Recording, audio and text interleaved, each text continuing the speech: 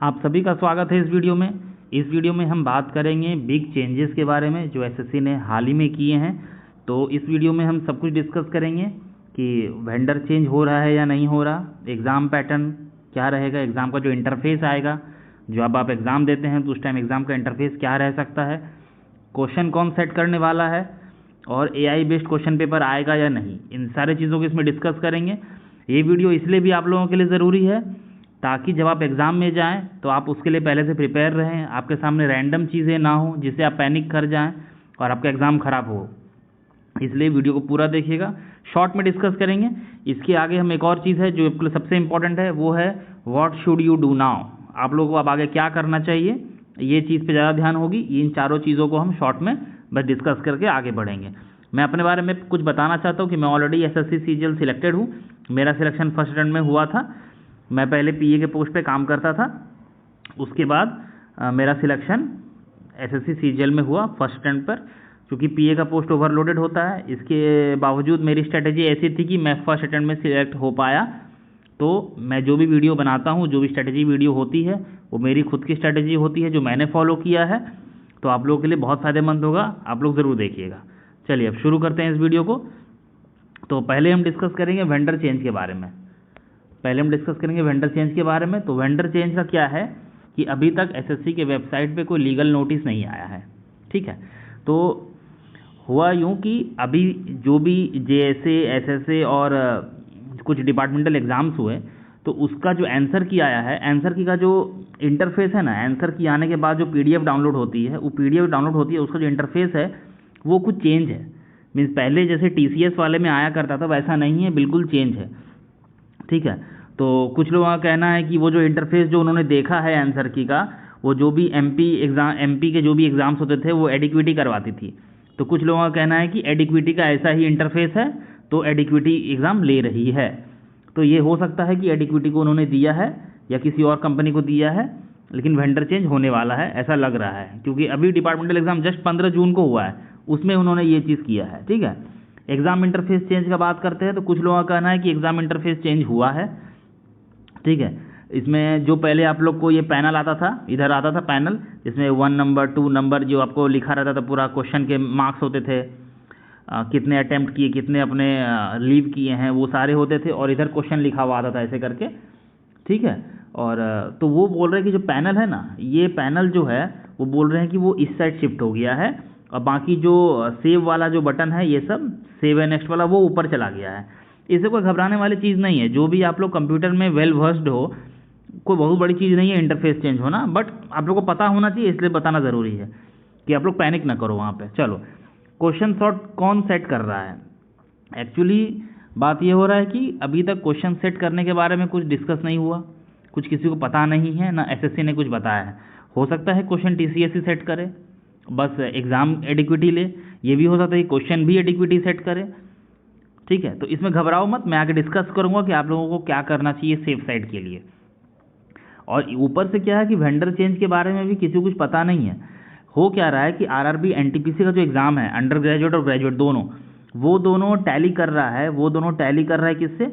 वो दोनों टैली कर रहा है आपका जो एसएससी स्टेनोग्राफर, एसएससी सीजीएल और जो भी 1-2 एग्ज़ाम जीएसटी के हैं, जूनियर हिंदी ट्रांसलेटर है, तो वो सबसे टैली कर रहा है। तो जब टीसीएस का पहले पेपर हुआ करता था तो टैली नहीं करता था, एनटीपीसी का एग्ज़ाम अलग टाइम पे होता था और एसएससी का एग्ज़ाम अलग टाइम पे होता था, क्योंकि दोनों का पेपर एसएससी ही करवाती थी। तो इस बार ऐसा नहीं है, इस बार क्या है, टैली हो रहा है, ठीक है। कैलेंडर तुम देखो तो टैली हो रहा है, इसका मतलब टीसीएस नहीं ले रही है एग्ज़ाम, ऐसा चांसेस है, बहुत बड़ा चांसेस है इसका। अब देखो, इसमें बात करेंगे एआई बेस्ड क्वेश्चन पेपर की। तो देखो आगे बढ़ते हैं, एआई बेस्ड में अच्छे समझाता हूँ आप लोगों को क्या है। पैनिक हो रहे हैं लड़के, इसलिए मुझे ज़रूरत है समझाने की। तो देखो एआई बेस्ड क्वेश्चन पेपर क्या है कि एआई क्वेश्चन सेट नहीं कर रही है, ठीक है। सबसे पहली बात सुन लो, AI will not set the questions. AI questions नहीं बनाएगी, जो एजेंसी है वही क्वेश्चन सेट करेगी, एक क्वेश्चन बैंक बना के देगी। एआई एक क्वेश्चन बैंक बनाती है, कौन बनाती है? एजेंसी बनाती है। अब उसमें ये हो सकता है कि एजेंसी जो क्वेश्चन बनाएगी तो उसमें क्वेश्चन बैंक बनाएगी, उस क्वेश्चन बैंक से एआई जो है वो एग्ज़ाम के 15 या 20 मिनट पहले वो क्वेश्चन को चूज़ करेगी। चूजिंग का काम एआई का होगा, जस्ट चूज करने का काम। क्वेश्चन तो भाई एजेंसी ही बनाएगी, वरना एआई के क्वेश्चन का जवाब दे पाओगे क्या? ठीक है, क्वेश्चन एजेंसी ही बनाएगी, एक क्वेश्चन बैंक बना के रख देगी। अब जब एग्ज़ाम होने वाला होगा तो उससे 15-20 मिनट या 1 घंटा पहले एआई उससे क्वेश्चन को चूज़ करेगी। अब बोलोगे भाई तब हार्ड क्वेश्चन चूज़ करेगी, तो ऐसा नहीं होगा। देखो इसमें क्या है, एजेंसी जो क्वेश्चंस बनाएगी ना वो 2-3 तरीकों से बनाएगी। जैसे एक क्वेश्चन बैंक होगा इजी का, जैसे फॉर एग्जांपल मैथ्स है तो मैथ्स में एक क्वेश्चन बैंक बनाएगी 100-200 क्वेश्चन का, जिसमें इजी क्वेश्चंस होंगे। कुछ को मॉडरेट वाले में एजेंसी रखेगी और कुछ को हार्ड वाले में रखेगी। और एआई में ऐसा एल्गो रहेगा जो इजी वाले से कुछ क्वेश्चन, रेशियो दिया रहेगा, एल्गोरिदम में रेशियो फिट कर दिया जाएगा कि इजी वाले से इस रेशियो में, मॉडरेट से इस रेशियो में और हार्ड से इस रेशियो में आपको क्वेश्चंस उठाने हैं। जैसे फॉर एग्जांपल 25 क्वेश्चन लाएगी तो इजी ऐसा सेट हो सकता है कि इजी वाले से 15 उठा लो और मॉडरेट वाले से 5 उठा लो, हार्ड वाले से 5 उठा लो। ऐसा एल्गो वो सेट कर सकती है। एक्चुअली एआई भी नहीं है, वो एल्गो है। एआई के पहले भी ये एल्गो हुआ करता था, ऐसा नहीं है कि कुछ नया चीज़ आया है।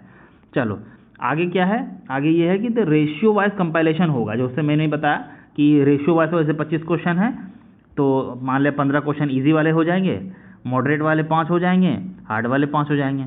ऐसे करके क्वेश्चन को चूज़ करेगी, एआई चूज़ करेगी, लेकिन क्वेश्चन हमेशा एजेंसी सेट करती है, भूलना मत, ठीक है। पैनिक होने की कोई बात नहीं है। अब आते हैं आपको करना क्या है। देखो what should you do now, सबसे इंपॉर्टेंट पार्ट वीडियो का यही है कि आप लोगों को करना क्या है। तो देखो अभी तक क्वेश्चन सेट करने वाले एजेंसी के बारे में कुछ पता नहीं है, ठीक है। हो सकता है टीसीएस ही करे, अगर टीसीएस करेगी तो क्वेश्चन में कोई चेंजेस आपको देखने को नहीं मिलेगा। अगर एडिक्विटी करती है तो क्वेश्चन में चेंजेस देखने को मिलेगा। वो किस लेवल पे मिलेगा वो भी डिस्कस करेंगे। कि देखो लॉजिक है, सिंपल लॉजिक है कि कोई भी एजेंसी है अगर उसे क्वेश्चन सेट करने के लिए दिया जाता है तो वो सबसे पहले रेफरेंस के तौर पे क्या इस्तेमाल करेगी, प्रीवियस ईयर क्वेश्चंस, ठीक है। रेफरेंस के तौर पे प्रीवियस ईयर क्वेश्चन इस्तेमाल करेगी। वो ये देखेगी कि प्रॉफिट एंड लॉस के कितने क्वेश्चंस आ रहे हैं तो मुझे उतना ही रखना है, या थोड़ा 1-2 ऊपर नीचे करना है, ठीक है। लेवल देखेगी, किस लेवल के क्वेश्चन एसएससी पूछ रही थी उसी लेवल का रखना है। और एसएससी का तो ये गाइडलाइंस भी होगा कि आपको प्रीवियस ईयर क्वेश्चन देख के आपको उस ढंग का ही क्वेश्चन बनाना है, ये नहीं कि आप कैट का पेपर बना दो, समझ गए। तो वो प्रीवियस ईयर क्वेश्चन को देख के ही बनाएगी। तो हमें भी ऑलवेज प्रीवियस ईयर क्वेश्चन पे ही रिलाई करना है, ज़्यादा पुराना क्वेश्चन पे रिलाई मत करना, 22, 23 और 24 क्वेश्चन पे रिलाई करना है। इसके अलावा किसी के पास कोई और भी स्टूडेंट्स जो हैं, ठीक है, सबके पास सिर्फ प्रीवियस ईयर क्वेश्चन ही है रिलाई करने के लिए। इवन एडिक्विटी अगर आ रही है तो उसके पास भी टीसीएस आ रहे तो कोई दिक्कत ही नहीं है। अगर कोई और क्वेश्चन सेटिंग एजेंसी आ रही है तो उसके पास भी पीवाईक्यूज ही होंगे रेफरेंस के तौर पे, समझ गए। कंसेप्ट वही रहेगा। 25 क्वेश्चन अगर मैथ्स के आते हैं तो 25 में से हो सकता है 2 क्वेश्चन कुछ न्यू वो डाल दे, बाकी 23 के 23 क्वेश्चन सेम रहने वाले हैं, ठीक है। अगर कुछ चेंज होगा तो पूछने का तरीका चेंज हो सकता है, ठीक है, क्वेश्चन थोड़ा सा चेंज कर सकते हैं, मतलब कंसेप्ट्स वही रहेंगे। इसलिए बोला मैंने कि कंसेप्ट्स क्लियर करके रखना वर्स्ट सिचुएशंस के लिए। अगर एडिक्विटी आती है, कोई और सेटिंग एजेंसी आती है तो कंसेप्ट्स क्लियर रखो। कंसेप्ट्स क्लियर होंगे तो भाई बना दोगे। फॉर एग्जांपल किसी बच्चे को ABCD अगर याद है तो वो B के बाद क्या है, अगर टीसीएस अगर पूछ रही है कि B के बाद क्या है, वो बच्चा C बोलेगा।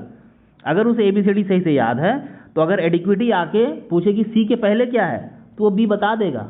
ऐसा नहीं कि नहीं बता पाएगा क्योंकि उसे ABCD याद है। एक छोटा सा मैं एग्जाम्पल दिया बस, समझ गए ना। तो कंसेप्ट क्लियर रखोगे भाई लोग तो कहीं दिक्कत नहीं होगा, कोई भी सिचुएशन हो तुम लोग बना लोगे, समझ गए। और पीवाईक्यू पे रिलाई करो, हाथ पैर कहीं मत मारो, बस पीवाईक्यू पे रिलाई करो, ठीक है ना, बस पीवाईक्यू पे रिलाई करो।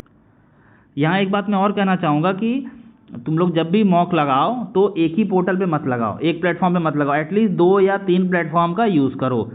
ज़रूरी है क्योंकि स्कॉलर अलग अलग होते हैं, सबका माइंड अलग अलग होता है, उनकी जो इमेजिनेशन पावर है कि वो क्या इमेजिन कर पा रहे हैं। अगर क्वेश्चन सेटर एजेंसी चेंज होती है तो क्वेश्चन कैसा पूछा जाएगा, उस सबका अपना अपना रिसर्च होता है। तो उस हिसाब से तुम लोग 2-3 प्लेटफॉर्म पे लेकर के मॉक लगाना ताकि पैनिक ना हो एग्ज़ाम में, जहाँ मैक्सिमम टू मैक्सिमम तुम्हें उसके बारे में सब कुछ पता हो। अब देखो इंपॉर्टेंट यहाँ पे चीज़, लास्ट इंपॉर्टेंट चीज़ क्या है भाई कि do not panic, changes are new to all students. Panic मत होना, यहाँ पे चेंज जो है सारे स्टूडेंट्स के लिए है। कुछ लोग टेंशन में आ जाते हैं, अब तो पैटर्न चेंज हो गया। कुछ लोग खुद को कोसेंगे, यार मेरी किस्मत ही ख़राब है, मैं जब एग्ज़ाम देता हूँ तभी पैटर्न चेंज होता है। ऐसा नहीं होता भाई, चेंजेस सबके लिए न्यू है। तुम अगर न्यू हो, सबके लिए न्यू है। कोई ऐसा नहीं है कि पहले से उसको किसी क्वेश्चन सेटर एजेंसी ने बता दिया है, समझ गए? सबके लिए न्यू है, घबराना नहीं है, पैनिक मत हो, कंसेप्ट को क्लियर रखो, कभी कुछ दिक्कत नहीं होगा। PYQs पे रिलाय करो और 2-3 तरह का प्लेटफॉर्म पे मॉक लगाना, सिंगल प्लेटफॉर्म पे मॉक मत लगाना, समझ गए? चलो, धन्यवाद आप लोग वीडियो यहाँ तक देखने के लिए। और लाइक शेयर और सब्सक्राइब करते जाना, सब्सक्राइब तो करते ही जाना, और भी वीडियोस आएंगी अच्छी अच्छी, समझ गए? बहुत बहुत धन्यवाद, बाय बाय।